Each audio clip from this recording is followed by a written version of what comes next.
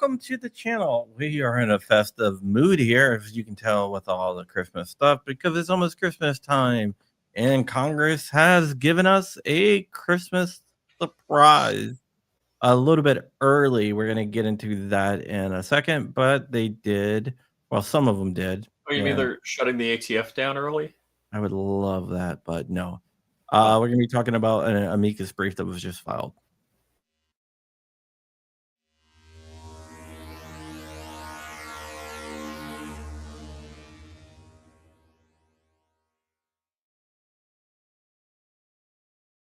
And we are back live. Thank you, Rich, for joining us here. And we are going to be talking about a case that's in front of the Supreme Court. And there is a... Let me just do something really fast.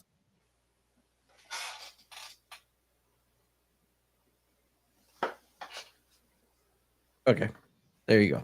Okay, and in this case, it deals with it's called a Gardner versus Maryland. We talked about it with our friend Steven Stimbolia at 2A Law on YouTube just not too long ago. And what happened was a lady driving, and she accidentally crossed into Maryland from Virginia with her firearm. She did not have a Maryland concealed carry permit, and that could be an issue. What happened was somebody assaulted her in her car. She pulled out a gun to defend herself.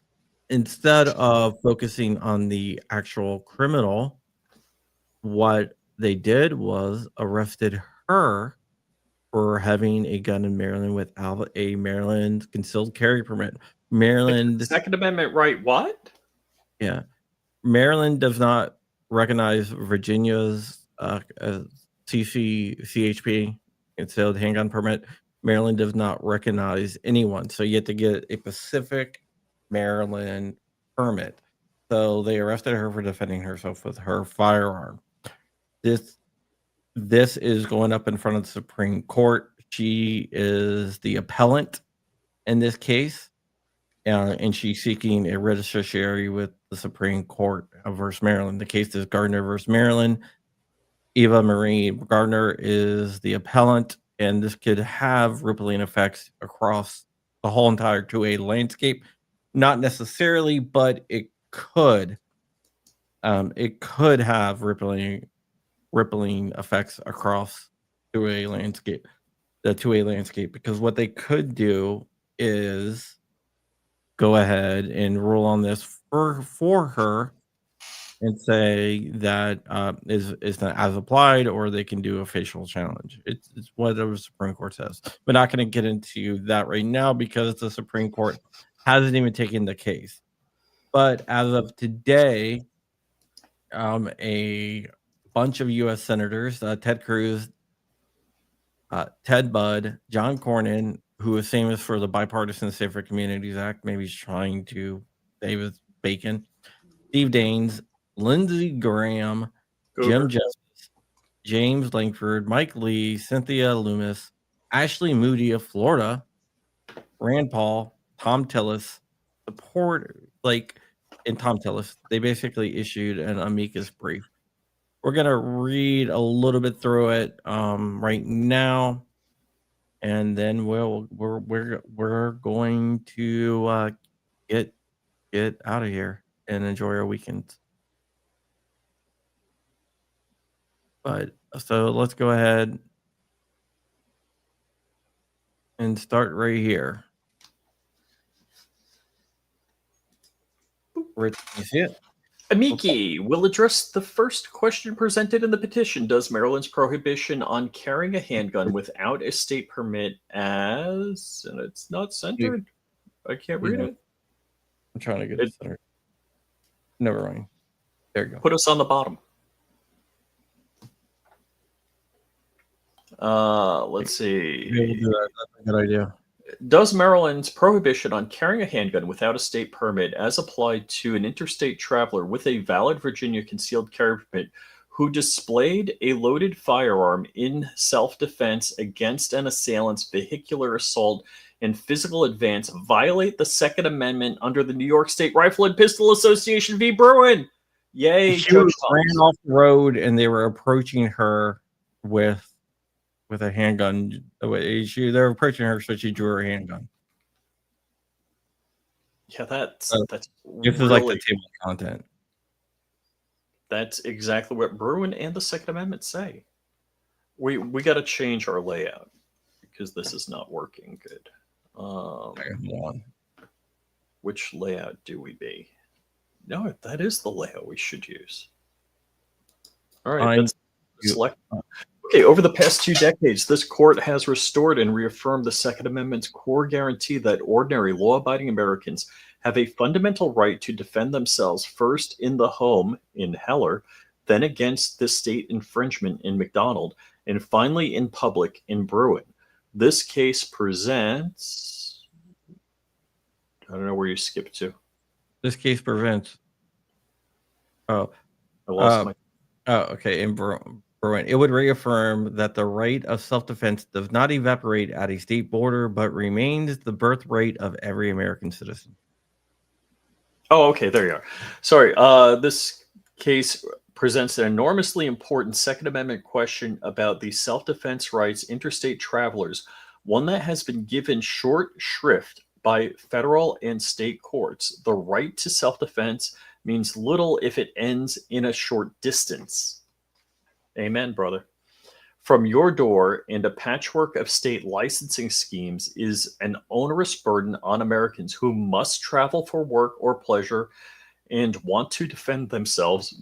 The United States has a long history of exempting interstate travelers from gun control laws, and Maryland Appellate Court failed to recognize this tradition or even conduct a Bruin analysis. Or even conduct a Bruin analysis. I want to make sure I say that right. Amicus are Senator Ted Cruz of Texas. We know already said who they are, so. Okay. In the underlying case, the petitioner Ava Marie Gardner was traveling from her home in Virginia to her mother's home in Pennsylvania when her vehicle was struck twice and forced from the road in Maryland. When both vehicles came to a stop, the other driver approached her vehicle. Gardner holds a concealed carry permit and carried a loaded gun in her glove box. Fearing for her safety, she showed the approaching driver her gun and told him to return to his car. He did so. Following a jury trial, Gardner was convicted of carrying a loaded handgun on or about her person and knowingly transporting a loaded handgun in her vehicle in violation of Maryland criminal law. Blah. On appeal, Maryland Appellate Court recognized that the Second Amendment and 14th Amendments protect an individual's right to carry a handgun for self-defense outside the home, but declined to conduct a Bruin analysis for Maryland criminal law, relying on a footnote in Bruin to decide that shall issue permitting schemes are per se constitutional. And I hate you for that. That is footnote 9. And permitting are constitutional, and the court ignored the end of the footnote that recognized the potential for an as-applied challenges to such permitting schemes. The court then decided that reciprocity is not mandated under Bruin, and that unless and until the Supreme Court of the United States holds otherwise, or unless the Congress enacts a statute requiring nationwide reciprocity, we hold that Maryland was entitled to require the resident of another state to possess a Maryland handgun permit to legally transport a loaded handgun on the public roads of Maryland for reasons explained in the petition here, and the court should correct this failure to follow Bruin and ignore the self-defense rights of interstate travelers. Additional reasons for granting the petition. The Second Amendment provides an unqualified command that the right of the people to keep and bear arms shall not be infringed. This court has recognized that this unqualified right to self-defense applies inside the home, District of Columbia versus Heller, McDonald v. City of Chicago, and outside the home in Bruin. This court should now recognize that the right applies not merely near the home, but as the person travels. Amici write separately to provide this court with extensive evidence of the United States historical tradition of exempting travelers from firearms regulation, such as Maryland concealed carry statute at issue here. This court should grant review to disapprove the lower court's failure to apply Bruin. The Maryland Appellate Court's decision continues the troubling pattern of state and federal courts ignoring the Bruin framework. This court has been clear that the very enumeration of the Second Amendment takes out of the hands of government the power to decide on a case-by-case basis whether the right to keep and bear arms is really worth insisting upon. And they're quoting Bruin.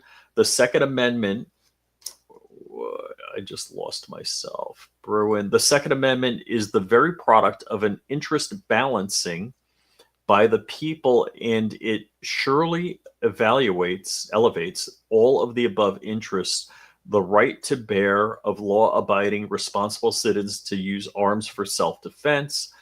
This balance, struck by the traditions of the American people, demands unqualified deference. Instead of giving deference to the American people's constitutional determination, the court below avoided conducting a Bruin analysis. Had it done so, it would have held that Maryland criminal law, blah, as applied to Gardner's circumstances, is unconstitutional. This court should grant review to clarify that it really meant what Bruin said, or what it said in Bruin. This nation's historical tradition of firearm regulation does not include broad department, especially of interstate travelers. The Maryland Appellate Court failed to conduct a Bruin analysis. In Bruin, the court instructed the state and federal courts to use a two-step framework when evaluating Second Amendment claims. First, the court determines whether the Second Amendment plain text covers the conduct. If so, the Constitution presumptively protects that conduct. The burden then shifts to the government, who must affirmatively prove that its firearm regulation is consistent with the nation's historical tradition of firearm regulation that delimits the outer bounds of the right to keep and bear arms. Yeah, I just want to say that basically the court said, we're not going to do that. We're just going to rely on footnote 9. Because that would make us wrong. That says like licensing schemes are presumptively constitutional, which I disagree with, but that is what I disagree with also says. Because the Second Amendment is very clear. You have the right to keep and bear arms, and it shall not be infringed. Yeah, but one of the things that they can say is that, okay, even if you don't get rid of footnote 9, she was licensed to carry a concealed handgun. The question is whether that license ends at the state border, or if it's like driver's license and all states. Marriage license. Yep. The court looks for a well-established and representative historical analog, not a historical twin, but courts should not uphold every modern law that remotely resembles a historical analog, because doing so risks endorsing outliers that our ancestors would have never accepted. An analogous statute is one that follows the same how and why the regulations burden a law-abiding citizen's right to armed self-defense. Instead of conducting a Bruin analysis and placing the burden of proof on the government to show the historical analog that could justify its regulation, the Maryland Appellate Court treated a statement on shall issue permitting schemes in footnote 9 of Bruin as dispositive. In Bruin, this court wrote that nothing in our analysis should be interpreted to suggest the unconstitutionality of the 43 states shall issue licensing regimes under which a general desire for self-defense is sufficient to obtain a permit. Bruin, let's see. But nothing in the dicta found in that footnote purports to exempt permitting schemes from Bruin analysis. In fact, the footnote says that because any permitting scheme can be put toward abusive ends, this court does not rule out constitutional challenges to shall issue regimes. Had the court below conducted a Bruin analysis, it would have been forced to admit that no historical analog exists for depriving interstate drivers of their self-defense right. Failure to conduct an individualized determination of the right to keep and bear arms is not in keeping with America's historical traditions. Under the first step of the Bruin analysis, no one has disputed that Gardner, an ordinary law-abiding adult citizen, is part of the people whom the Second Amendment protects. Bruin, quoting Heller, nor does any party dispute the fact that handguns are in common use for self-defense. Heller, quoting Blah, and the court should have little difficulty concluding that Gardner's proposed course of conduct involving carrying handguns publicly for self-defense is protected by the plain text of the Second Amendment. As this court has held, nothing in the Second Amendment's text draws a home-public distinction with respect to the right to keep and bear arms, and nothing the Second Amendment's text draws a distinction between keeping and bearing arms in public outside your home, at the supermarket, or in Gardner's case, on the way from home to visiting your mother in another state. Under the second step of the Bruin analysis, the government, not Gardner, bears the burden of showing a historical analog. The Maryland Appellate Court erred in not requiring the government to meet that burden, but in any event, no historical analog exists here, and when a challenged regulation addresses a general societal problem that has persisted since the 18th century, the lack of a distinctly similar historical regulation addressing that problem is relevant evidence that the challenged regulation is inconsistent with the Second Amendment. Yeah, if they used a Bruin analysis, since no analog exists, they would have lost on the Bruin analysis, and she should have won. So that's why they're saying that the court avoided using a Bruin analysis. From the earliest modern Anglo-American history, the right to keep and bear arms in public has traditionally been subject to well-defined restrictions governing the intent for which one would carry arms, the manner of carry, or the exceptional circumstances under which one could not carry arms. Early common law prohibited the act of going off armed to terrify the king's subjects, which always involved evil intent or malice, and blah. This common law, they're saying that it's more of intent than the action. This common law crime was affirmed in the Statute of Northampton. Yeah, they always reference that. We've talked about Northampton before. Later, some earlier colonial statutes similarly authorized justices of the peace to arrest all affrayers, rioters, disturbers, breakers of the peace, and such as shall ride or go armed offensively by night or by day in fear of affray of their majesties. Basically, it's another example of how they said that, arming, but so the king was able to pull you off the street if you're armed. No, if you're armed with ill intent.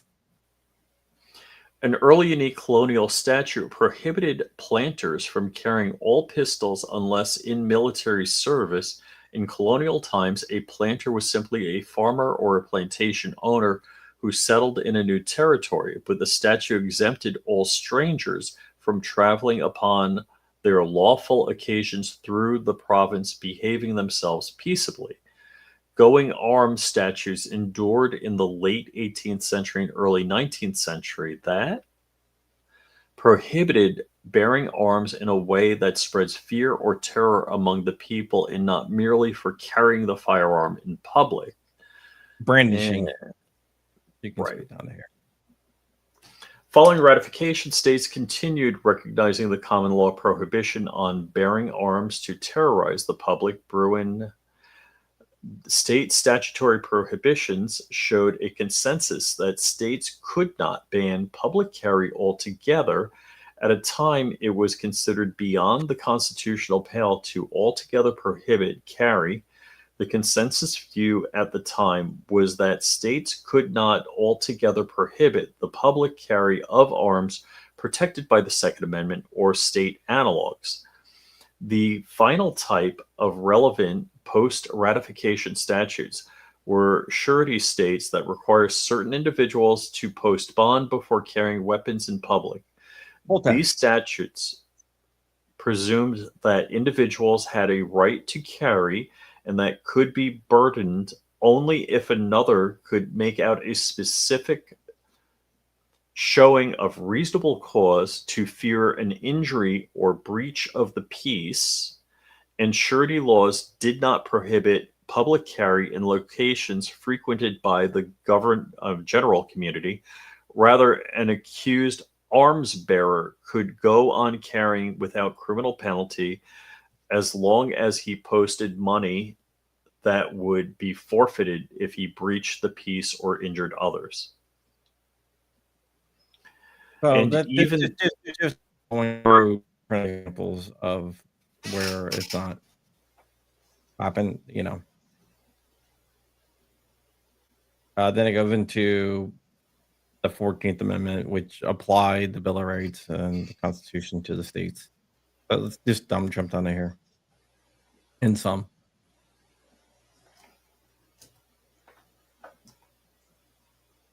I'll do it. In some, the history of public carry in America shows that the Second Amendment is guaranteed to all Americans the right to keep and bear arms, commonly use arms in public, subject to certain reasonable, well-defined restrictions. Those restrictions, for example, limited the intent of which one was carrying, blah, blah, blah.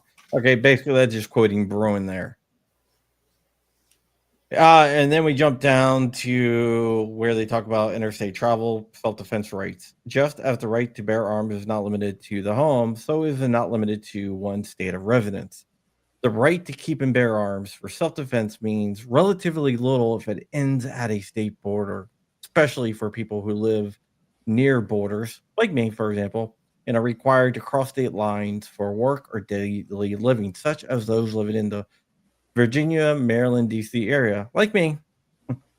In fact, states have a long recognized as heightened interest in self-defense for travelers and have accordingly exempted them from gun control laws. Yet today, some states have refused to recognize self-defense rights of interstate travelers, resulting in a patchwork of permitting schemes, creates an impractical burden requiring a person to obtain a permit from each state which she travels. Then it goes back into Scottish law a little bit.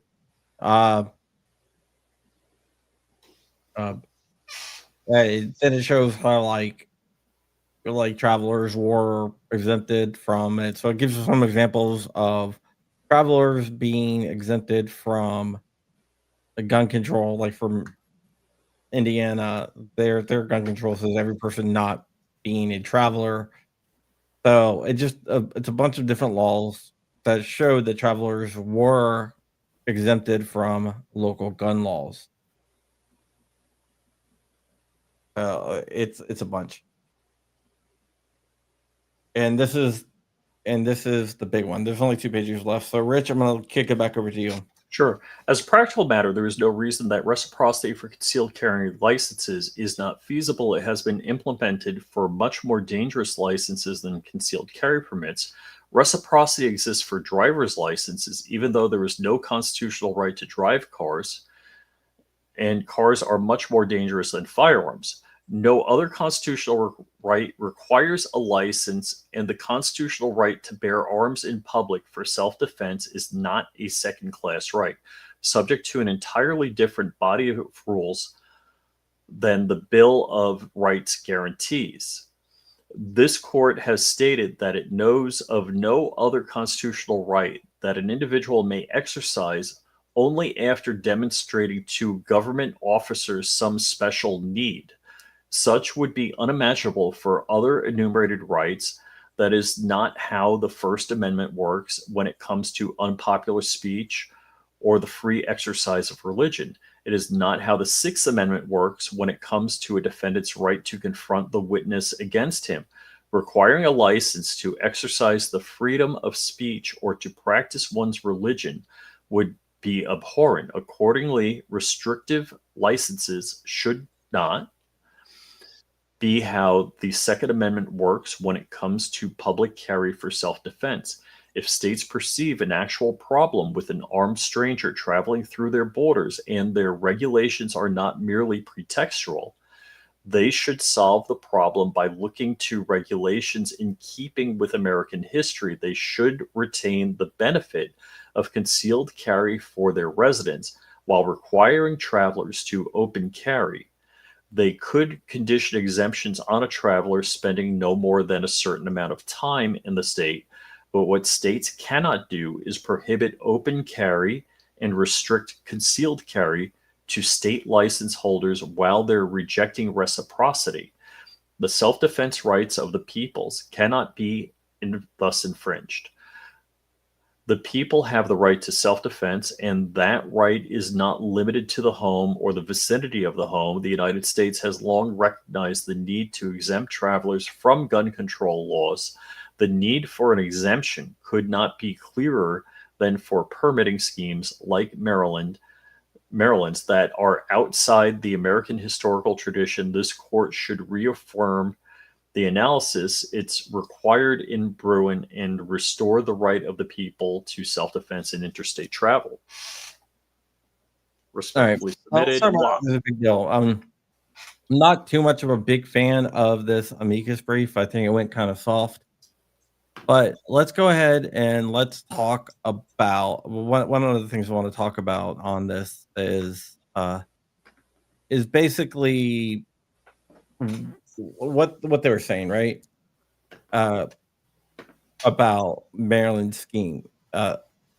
This could be pretty big because they could rule that states have to recognize each other's permits. The Supreme Court could say that if they decide to grant a writ certiorari in this case, which they haven't granted a writ certiorari, but by Congress, people in Congress writing amicus briefs, that strengthens the chance of the Supreme Court taking it. Well, another option, if they don't grant cert, and if they don't take it and hear it, what could do is they could GVR the case too. GVR stands for grant, vacate, and remand. So what they could do, and I think might be the most likely situation here is I think what they could do is GVR the case and say, hey, you guys should have used Bruin analysis on this. You did not. So what we're going to do is we are going to grant cert. We're going to vacate your decision and we're going to remand it back down to you. And we're going to order you to go ahead and go ahead. You know what? I know what the hell's going on here. But we're going to go ahead and make you do a Bruin analysis on this. And then after that, then it can come back up to the Supreme Court. I think that's probably the most likely situation that we have here. But we'll see exactly what happens here. I think the most likely case that this is going to get GVR'd and sent back down because they should have done a Bruin analysis.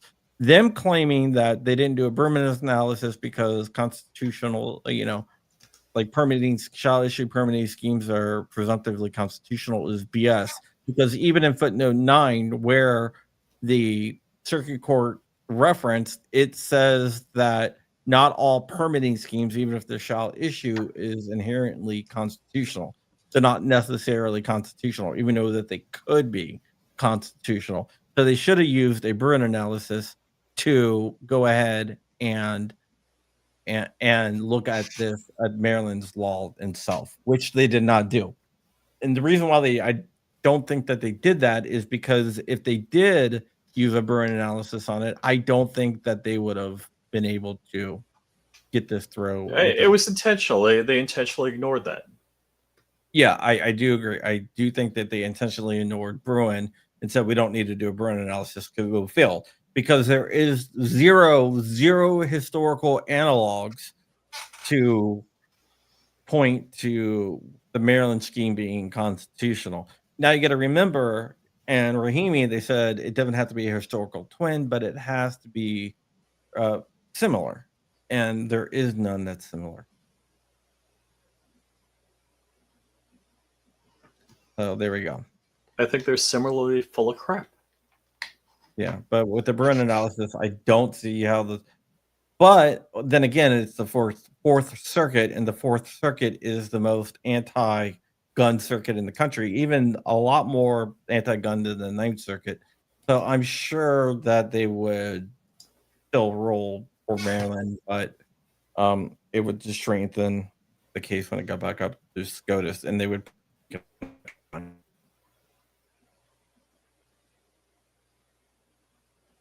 That's what I'm saying.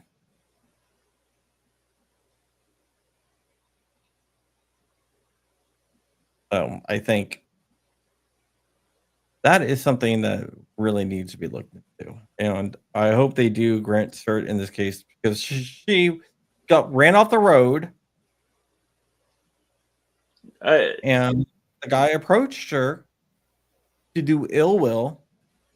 Oh, a guy approaching you, running you. If the guy runs me off the road and starts approaching my car, I'm pulling my gun. Yep.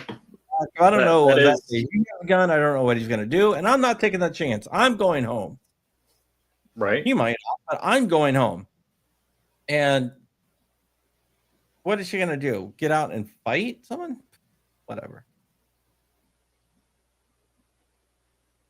So I'm definitely going home. So it was definitely self-defense, and for them to even prosecute her on this, that shows you how twisted Maryland is when they prosecute a woman defending themselves after being run off the road by a man, and the man's approaching her car, and yet they're going to go after her. It doesn't make any sense. It's wrong. It's stupid, and it just shows a fundamental hatred for self-defense that the people in Maryland have. She should have never been arrested. She should have never been charged, and it's just dumb and stupid. I live close to Maryland, right? And I did a video a couple of years back where I stood at the feet of the Potomac. The Potomac is owned by Maryland, so there's some weird law that says you're allowed to have a gun even though it's Maryland because there's some like water law or something. I don't know, but if I cross that river, I would have been guilty of a felony. So I went from law abiding to guilty of a felony just by crossing that river. This is before I had my Maryland concealed carry permit. So, and that's really stupid. My county is on the border of Maryland.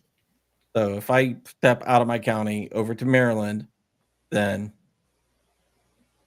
I'll be guilty of a felony in the eyes of the courts in Maryland, which is dumb as shit. Dumb as shit. But yeah.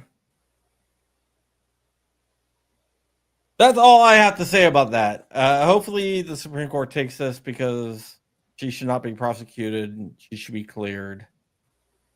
And it's funny. I just messaged Mama Hoffman something. Yeah, she's in the chat. All right. Anything you want to say about this before we get out of here? Look, I think my driver's license, pilot's license, marriage license is recognized throughout the state. In fact, my pilot's license is recognized throughout the world. I don't understand. And there are, so what wasn't mentioned here, and if it was, I missed it, is Florida has preemption, meaning every county in Florida and every municipality cannot have their own firearm regulations. But some states are that way, that you would have to know every town and county's laws to travel through it legally. Yeah, I know the majority of different laws in like counties and stuff like that, but I don't know them all. And this is what I do. I mean, this is my whole entire thing. This is what I do. And not everyone has a like have the time, or this is what your job is, to go and learn about all this stuff, right? And even reciprocity changes. So Reciprocity changes all the time. It can change tomorrow. you could start a trip. And I remember my Florida reciprocity with Pennsylvania changed for a period of time. Originally there was, and apparently, the Florida had a beef or Pennsylvania had a beef with Florida, and they stopped reciprocity. So Yeah, you this could takes literally start a 1 week trip to New York and back, or let's say Pennsylvania and back, where you can carry, and have the reciprocity laws change while you're in travel. yeah, exactly. It's like the AG of Florida can come out tomorrow and go, we're not going to recognize Georgia, and Georgia's can be like, we don't recognize Yes. Florida anymore. And you're like, basically oh, that's what happened. I don't remember the specific details. And I mean, could you imagine if religion was that way, which was a good example that they brought up in the Amicus brief, is, like, hey, I want to pray, or I'm a Floridian, but I want to pray in Maryland, and I get caught praying in a Maryland church. Does that mean I get arrested and sent to jail? yeah, the Second Amendment is not a second class right, and there shouldn't be special requirements for the Second Amendment. But And I like the contrast. The Bill of Rights were there for a reason. The first 10 amendments specify the rights of the individual and the protections granted to them. The Bill of Rights, it acknowledges these, and it's a bill. What do I always call the Bill of Rights? Oh, yeah. Bill of Negative Liberties, because Yes, it's a charter of negative liberties, and it says what they can't do to you. Yeah, because like the government cannot violate these rights. We acknowledge these rights, but these rights are inalienable, right? They're from your creator, whether you want to believe that's God, the universe, I don't know, like a worm on the ground, whatever you want to believe. They are from your creator. They are inalienable. The government cannot take those rights from you. Those are your rights. Now you can say like, well, like, oh, what do the government cannot just willy-nilly wake up one day and be like, yeah, you don't have your Second Amendment right, whatever. Yeah, if you believe in this flying spaghetti monster, there you go. Those rights are inalienable. Those are not from the government. Your rights do not come from the government. And that's what a lot of people get confused about. They think the rights are from the government and the Constitution grants you rights. The Constitution, the Bill of Rights specifically, does not grant you a damn right. It acknowledges the rights you already have. Sorry, I got a little bit heated there. Alrighty, Crumpy, I got errands to run. Right, yep. Not man given or regulated, exactly. All right, guys, that's it. I hope you guys have fun. Enjoy your weekend. I got a lot of work to get done. I got a story to tell you guys, and this is, you'll hear about it in a week, but it was something that